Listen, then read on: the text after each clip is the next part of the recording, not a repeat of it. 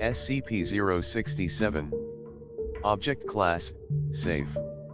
Special Containment Procedures. When not in use or the subject of study, SCP-067 is to be stored in its felt-lined wooden box. The nib is to be corked, and all art and writings are to be submitted to SCP Research Command for analysis and further experimentation. TTT. Description: SCP-067 is a fountain pen made by a German supply company called Pelican at some point between World War I and II. It is pale green in color, with a single red line going straight down along the side. The shell is oak and the nib is extremely sharp, capable of piercing human skin if pressed even lightly. Though it apparently lacks a reservoir, the nib never appears to run out of fresh ink. In addition, the pen writes in iron gall ink, which is suitable for artists but would normally corrode typical fountain pens quickly. Research has surmised that any subject holding SCP-067 loses all autonomy of the hand and arm that grasps it. Full sensation is intact, but the arm below the elbow is controlled by unknown forces, theoretically centralized within SCP-067. One effect is that the controlled hand will start to use the pen to write a detailed biography of the individual holding the pen. The biography will include such information as the person's name, age, date of birth, criminal record, fears, etc. Other times the pen has been known to write such things as an occurrence that happened in the person's lifetime. For example, when test subject 1204M held SCP-067, he began to write a detailed record of a motor vehicle accident he had been in the year before. Later, the subject admitted that many details penned in the account were not readily available to him at present time, i.e. the subject had forgotten many elements present in the written work, including his previous car's license plate number, the other vehicle's color, and so on. The subject stated that his memory of the event was so fresh in his mind during the transcription that he could taste the blood in his mouth.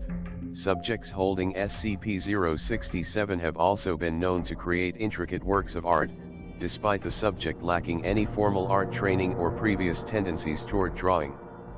For example, test subject 1102F, a young woman with no previous artistic experience, was able to draw a winged creature resembling SCP, described by researchers present as data expunged.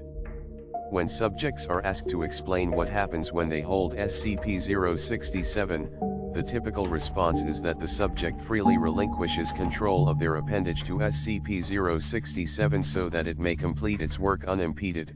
See quoted response 01. Despite being instructed to not draw or write, subjects describe feelings of empathy, admiration, and cooperation with SCP-067 that coerces them toward a will not their own. Quoted response 01, I don't really know how to explain it, it just kind of happened. When I picked up the pen, it seemed as if my hand wasn't my own anymore. I knew I could move it if I wanted to, but I chose not to because I loved the picture I was drawing. It was like my hand had life. Suddenly, my hand stopped and I realized I had complete control over my hand again, and I put the pen back down. I looked at the drawing and saw how beautiful it was. I guess the pen decided it was done, and was finished with me. Tests and experiments. On //20, a test was done to see how the pen affected living creatures other than humans. Experiment 001, the test subject, a male rhesus macaque aged 2 years 4 months who had previously learned how to use pens and markers, was placed in a standard psychological surveillance room, neutral wall coloration, one-way observation mirrors, with SCP-067, a work table, and a pad of paper. Subject picked up SCP-067 in his left foot, then took it in his right hand, then tasted it.